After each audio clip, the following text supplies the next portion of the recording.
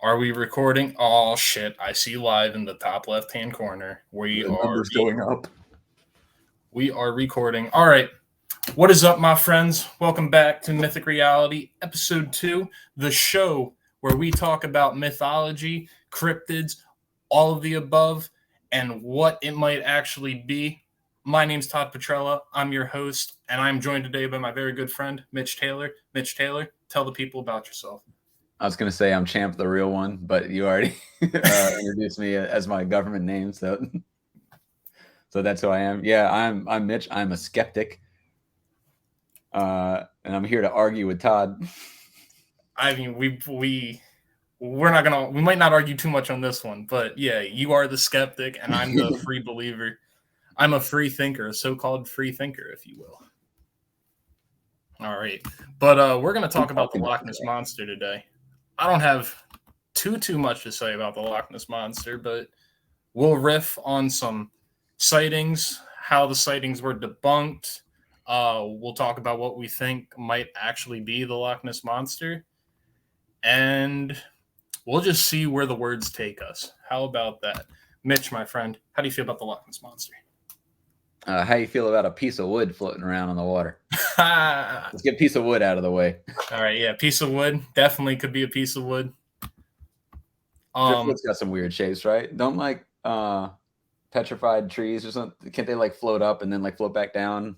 Yes, they can. They have that curvature to them that could make them look like freaking monsters. And if like people don't have glasses, you see something bobbing up in the water like that, you're gonna be like, "Oh, I saw a monster! I saw a sea monster." Nobody knows what it was. Yeah, I feel like a lot of sightings for like monsters and like like snallygasters and like lots of like American cryptids and stuff. Like once people started getting glasses and those were more common, I noticed the sightings went down a lot. Yeah, isn't it? Wouldn't you think that with smartphones and everything, we'd have more sightings, more video, solid video evidence, less grainy ones? Yeah, less grainy shit. All right, let me tell you a story before I talk about that.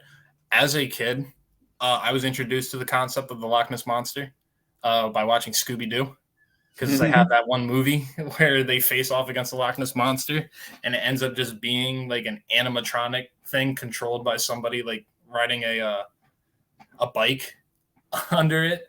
And I think at the very end of the movie, they did actually show that there was a monster, but the monster they were facing throughout the movie was this animatronic thing.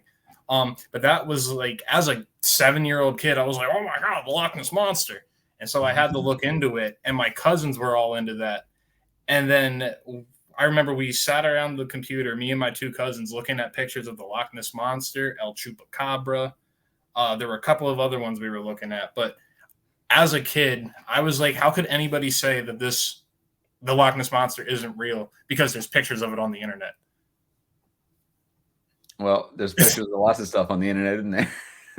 Hey, as a 7-year-old kid, you'll understand that. I saw a picture. That's all I needed. And I was like, the Loch Ness Monster is real. And that's then AI nowadays. You can make a picture of whatever you want. Exactly, bro. I got a picture of myself. How do you even know I'm real?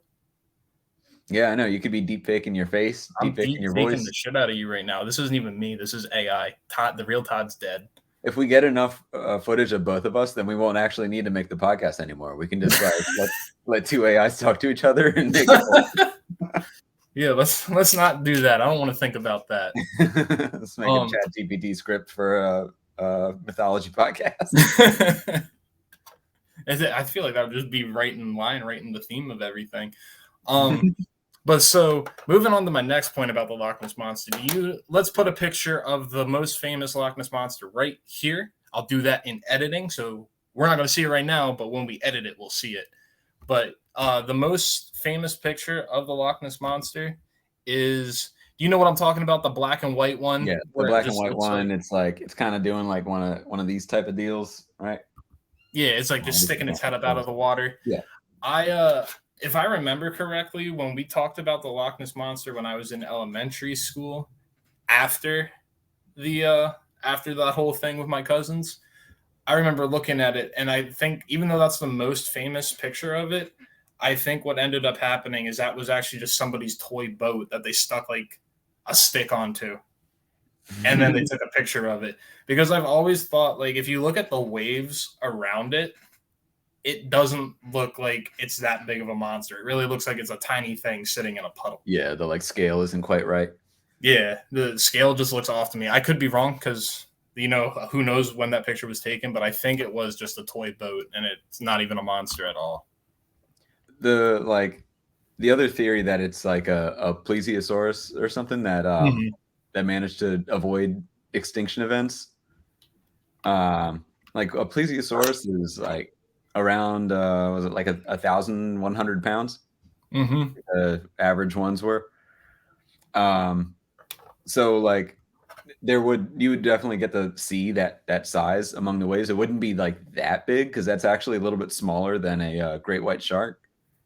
So I don't know what size people think Really? A plesiosaur is smaller than a great white shark? Yeah, great white sharks are around Okay. and between 1,500 and 2,400 pounds. Okay, interesting. Yeah, depending on like region and stuff like that, and like accessibility to food. So they would actually be a smaller like weight wise. Like I think they're probably around the same length, just because a plesiosaurus is a bit skinnier, has a longer neck, stuff like that. All right, yeah, I was thinking, since you brought up the plesiosaur, and I want you to go into that math that you were just telling me about before we started recording. I think the plesiosaur, like the idea of it looking like a plesiosaur, obviously, if somebody truly has seen the monster, and if it is real, it very well could just be a plesiosaur or some evolved version of a plesiosaur. But I think that picture came from the fact that they found plesiosaur fossils in the loch, in the Loch Ness. And I wonder then if that's what got people to start thinking about this creature taking this shape. And I know obviously back then when plesiosaurs were alive millions of years ago, the continents didn't look the way they look now. So it's very possible that like Scotland was completely underwater and fossils just settled at the bottom of the loch. And as the waters receded, it didn't recede enough to like pull the bones apart. Yeah, that would make a lot more sense than like since most of the fossils for plesiosaurs are found in salt water. I think it would make the most sense for them to have been found in freshwater. It's because of land mass is changing and like water getting cut off. I saw a video yesterday about there's a type of jellyfish that lives in like this like lake that's cut off from the sea that wasn't originally. Interesting. And those jellyfish can't sting because they didn't have any predators. So they over time lost the ability to sting due to evolution because they didn't need it. They didn't need to. Oh, that's neat. Yeah. That's interesting. There's jellyfish that are immortal. I don't know how that works, but that's don't they just like they get too big? They get too big and like can't eat enough to sustain themselves anymore, and then they die.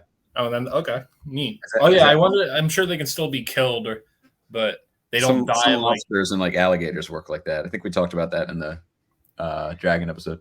Yeah, I think we did talk about that, which I still have to release as of the time of this recording. Oopsie. I might release that one and then release this episode, or I might just fuck around and release them both at the same time. Well, now that you're Mr. Internet Man, we can record a little more regularly. Yeah. For the 10 people that are probably going to listen to this, if we get that lucky, I've had internet issues for the longest time where I had a very limited amount of internet, so I'm barely ever able to record anything. Now that I do have my own internet, I expect to be recording a lot more until we get to the point where we can do in-person podcasts. Right. God willing. I know you don't believe in God, Mitch, but God willing. bring the kids to the recording event. Yeah, I'm in the nursery right now recording this because you saw where our desk was set up. What was I? All right, so my next point. So I think that's how the plesiosaur, I think it's the fossil that caused it to take shape, or the plesio shape. Let me start over. The shape of the Loch Ness Monster being a plesiosaur, I think that came from the fact that we found fossils in the loch. But then I want to bring that then to Champ, because when I was doing research last night, I couldn't find anything suggesting that there were plesiosaur fossils found in Lake Champlain between Vermont and New York. And Yeah, there's another monster named Champy that looks just like the Loch Ness Monster. You want to talk about that some more? I think that's even like less likely than Loch Ness, just because that's so cut off from any other body of water. I know that's like the last time that plesiosaurs, like the carbon dating wise, it was like about 66 million years ago. It's a long time. Yeah, that's a long time. I don't know that much about like landmass changing and like whether or not the Great Lakes were connected to the sea at that point. Um, But I but don't even I've think been Champlain is connected to the Great Lakes. I think it's literally just its own thing. Let's pull up a map here. But yeah, I think it's literally just its own thing between Vermont and New York. okay. Isn't it technically a Great Lake?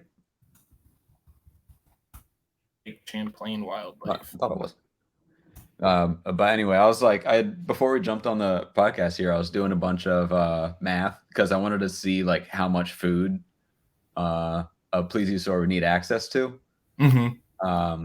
There's the reason why like freshwater fish tend to be smaller than saltwater fish is there's just plain less food available.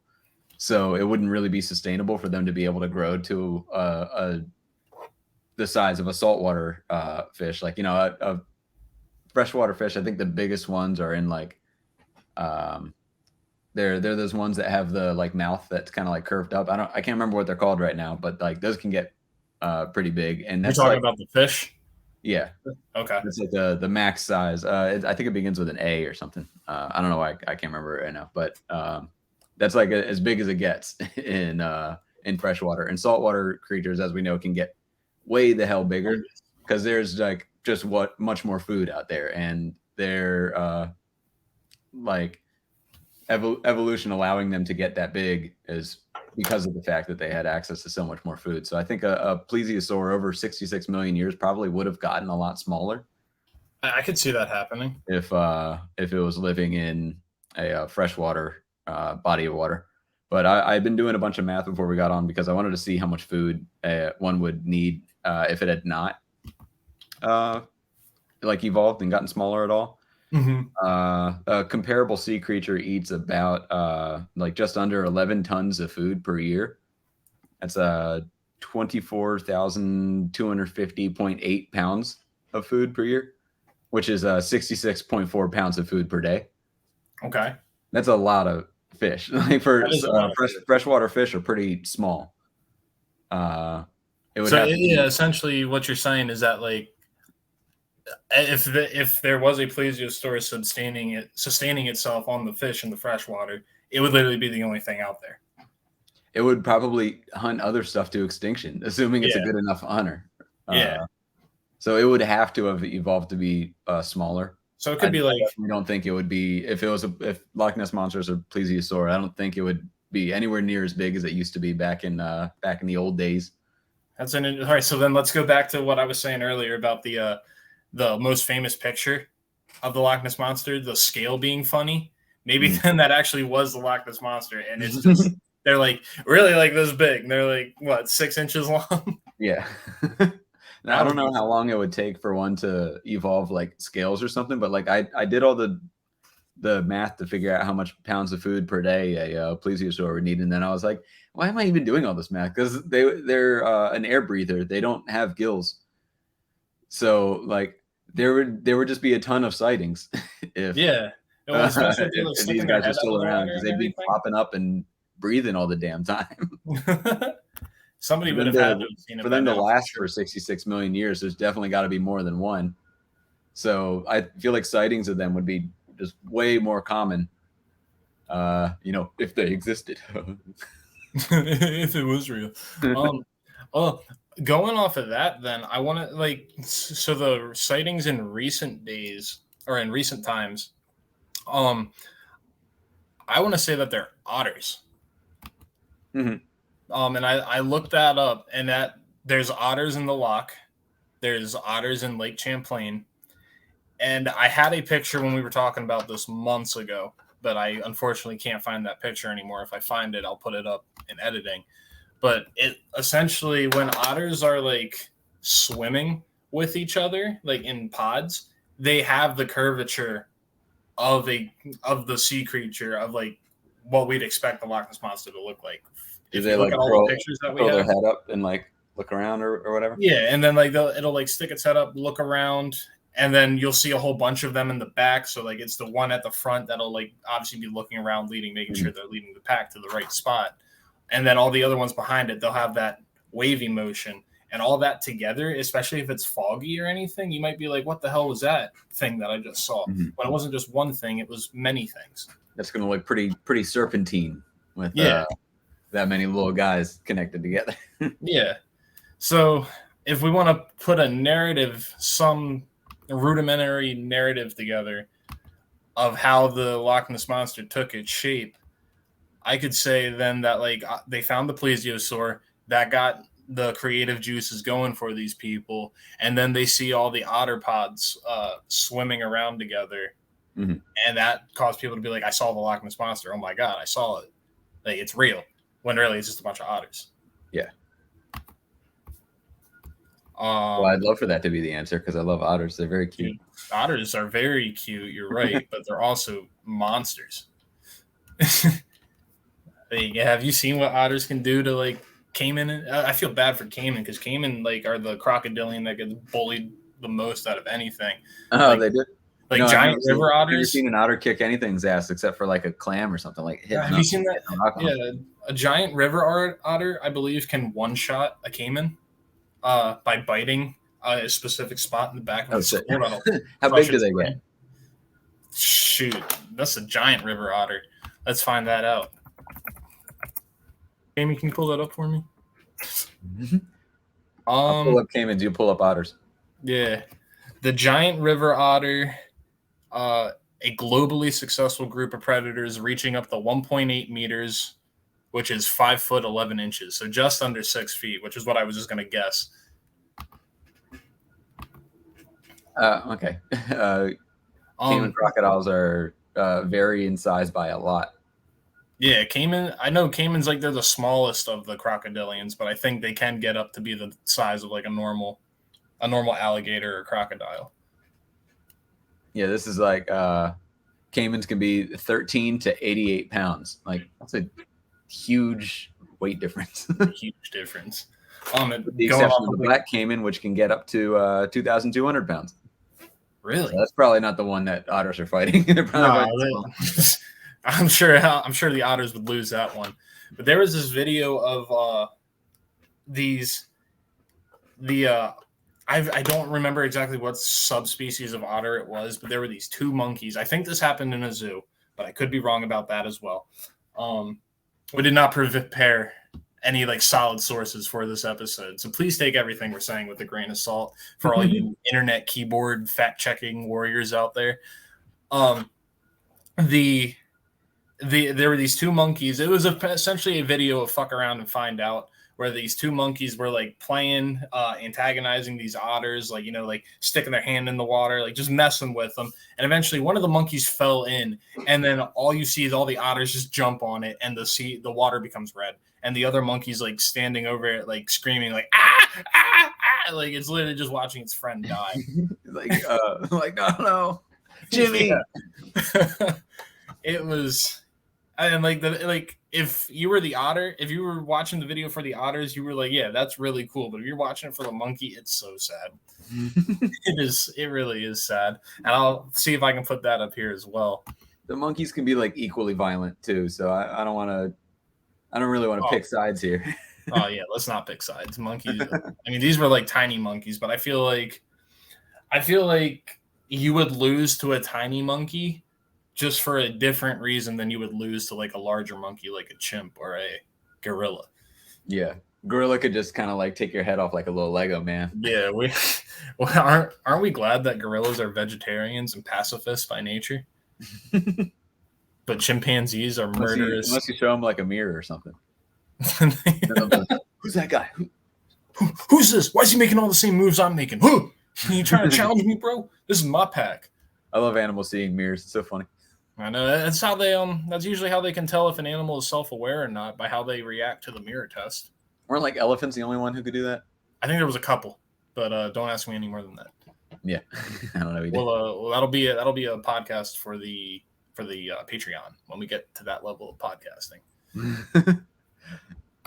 Mythology. Right. We're just going to talk about elephants this time.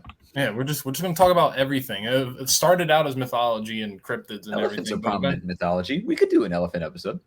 Dude, Hinduism or yeah, Hindu. You want to know something interesting about Hinduism? What's that? Hinduism is actually a collection of several different religions and beliefs that the British explorers, because the Indian word for India is Hind. So the British explorers just lumped all those beliefs together under one umbrella term, and that was Hinduism. Oh, wow. And it just relates to the beliefs of the Indian people. Mm-hmm. Cool. And where was I going with that? Oh, yeah, the elephants. And I'm sure they have, like, I know elephants are prominent in other areas of the world, but the only thing that comes to mind immediately in terms of mythology is Hinduism. It'd be great to get a theologist on one of these episodes. Oh, yeah, dude. I'd love to shoot the shit with a theologist because I feel like if we get an atheist on here, I'm going to be like, no, bro, you're retarded. God is obviously real. And then if we get a theist on here, I'm going to be like, no, bro, you're retarded. God is definitely not real. Oh, man, but no, that'd be cool. My boy Noah, he said he wants to come on an episode. I tried to get him on this one, but he unfortunately didn't have – he had something going on at the time we'd be recording this. But he has a lot of great ideas. We were talking about Graham Hancock the other day, which we'll talk more about him. I'm sure by me mentioning that name, we just lost 3 of the 10 people that are going to watch this. But anyways, let's get back to the Loch Ness Monster because we're just riffing about other stuff now. Yeah, I was going to say I was looking at a map of Scotland right now, and like I didn't realize Loch Ness is like this probably would have been good to look at before we started this episode to get it. We got to get better at least 1% of the knowledge required to talk on this topic. But like, I could definitely see this being connected to the sea like pretty recently. You can see like a straight up line down the land between like the 2 parts of the sea that point into Scotland, and like Loch Ness is right between them. So like this was definitely had sea going through it at some point. Okay. Scotland is just the northern part of the of England, right? Or the landmass that makes up the United Kingdom. Yeah, it's like the northmost tip. Sorry to all of our Scottish listeners. You can like see a straight up line. I definitely see what I haven't located the loch exactly because I haven't looked at it. I'm just trying to eyeball it, but I definitely see this line of water just cutting through the entire country. That's what it is basically, is a line of water. It's just this thin little strip of lake that's like just barely cut off from the sea. Oh yeah. Oh wow. I was looking right at it as soon as I Googled it. It just zoomed in a little bit.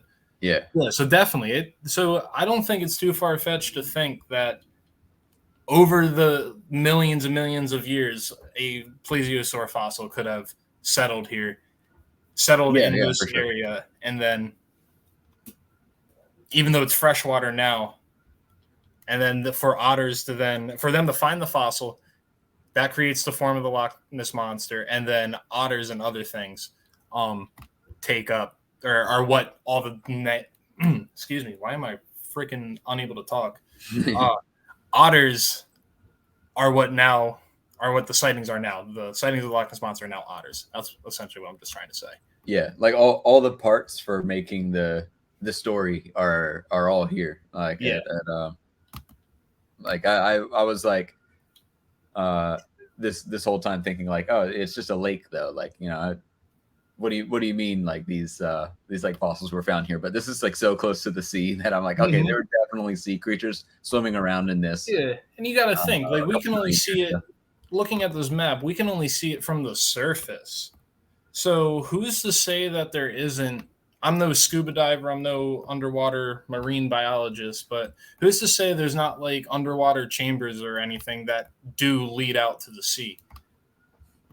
Yeah, and I think like like that could be possible because I know that Loch Ness is like extremely deep, Yeah. like a lot of other bodies of water that are like these that are shaped like this, where it's like a thin, long body of water. Especially seeing as this could have been some kind of like riverbed or like some sort of like chasm here that kind of got like filled in over time by like Mhm. erosion. Yeah, I don't think so. Like, then, honestly, I feel like if we take that into account, maybe there is a monster out there that's just using these chambers, and but I'd still think we would have seen it a lot more. Yeah, and I think like using sonar, we should have been able to pick up on those like gaps because for it to be big enough for this Loch Ness monster to fit through, uh, it would need to be well. First of all, it would need to be close enough to the surface that the this plesiosaur could actually use it.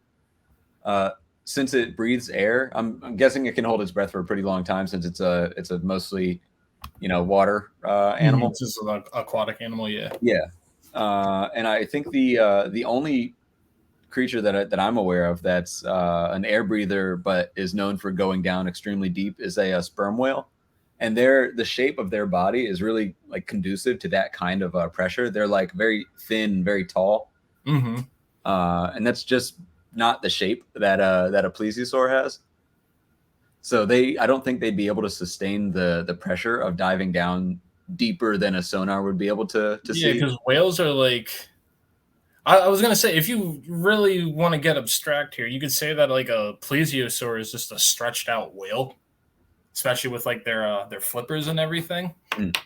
But I think just the shape, like all that pressure, because a whale is like just really just a chunker with fins coming off of it, and I think all the pressure being down that low for like if you think about how skinny the plesiosaur is, I mean we don't know plesiosaur physiology, but it could have the pressure probably would have crushed it. Yeah, I think it would either need some sort of way of dealing with the pressure uh, that deep in order to dive down deeper than any kind of sonar from any of these Loch Ness monster hunters that have been looking for this thing for years would have been able to detect. And it would need to hold its breath. I don't think this would be that much of an issue, but it would need to hold its breath long enough to swim between that lake and the ocean. And also another thing is the lake would probably have a bit of salt water in it if there is that underwater connection. Yeah. Maybe not enough for the whole lake to be completely saltwater, but it should be like detectable enough for it to not be fully considered a freshwater body of water. I mean, I feel like it could be anybody's guess now. Like I know as we were talking about this, I don't know how you're feeling, but I know I've been going back and forth between yeah, it's bullshit versus no, it could be real, and yeah, it's bullshit. No, it could be real. Um, this article that I just remembered that I looked at last night. Um, this article was saying that they were using. I forget.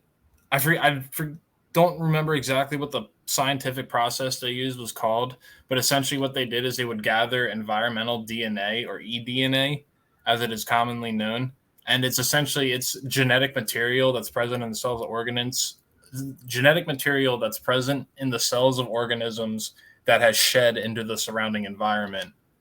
Like dust, basically, like Yeah, from the seafloor. Okay. like genetic dust, essentially, you could say. And they said this article is saying that they detected over 500 million individual organisms and 3,000 species.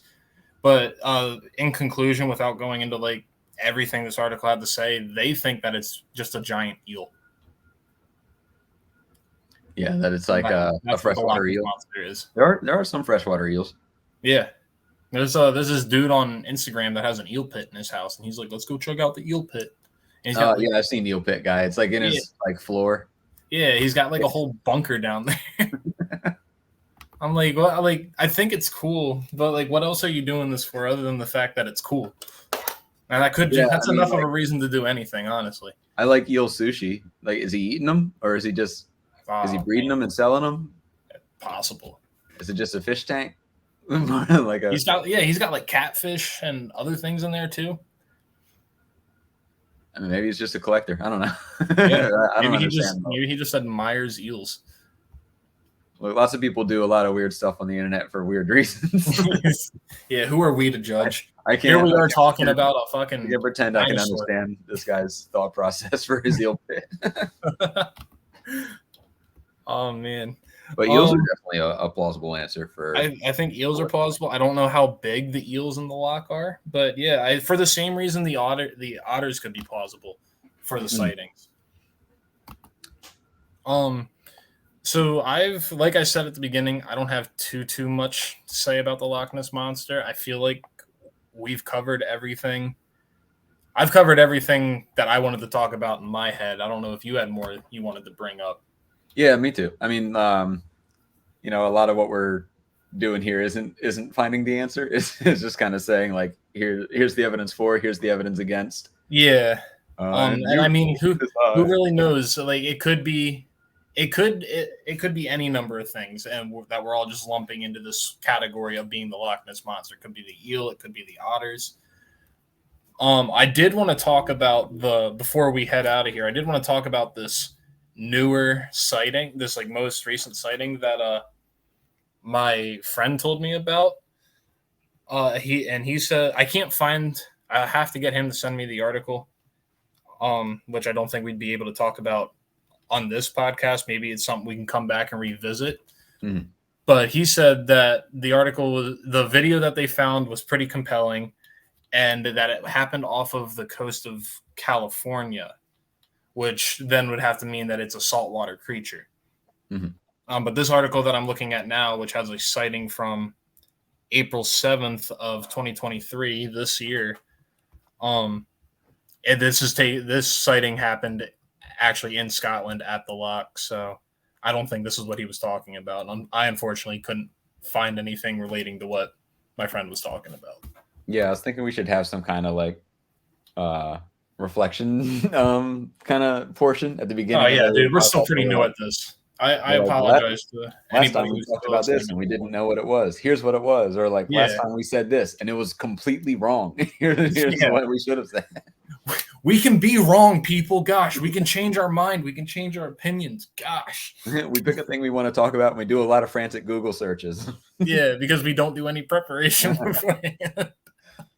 I did a little bit of prep. I opened up the Mythic Reality Podcast doc and put I put 2 bullet points down that said piece of wood, please use swords. I haven't opened up that doc in like a month, but the last time I opened it up, I just blasted out, like I was telling you, I blasted out as many topic ideas as I could before I descended into a drunken mental hellscape. You had a pretty good note thing for the last doc. You had like links in there and stuff. Yeah, I know, because I did a lot of preparation for it. This one I didn't do shit for it. It was organized by section. You told me to talk about how I'm sexy for 12 to 19 seconds. Good document. Oh man, I love it.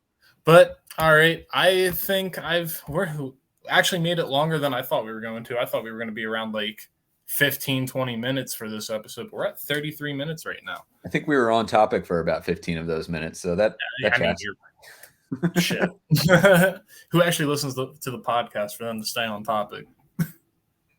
No one. I don't think. Exactly. No, I'm just playing. We'll definitely, like I said, we're still new at this, so we'll figure it out as we go. If you've listened this far, thank you so much.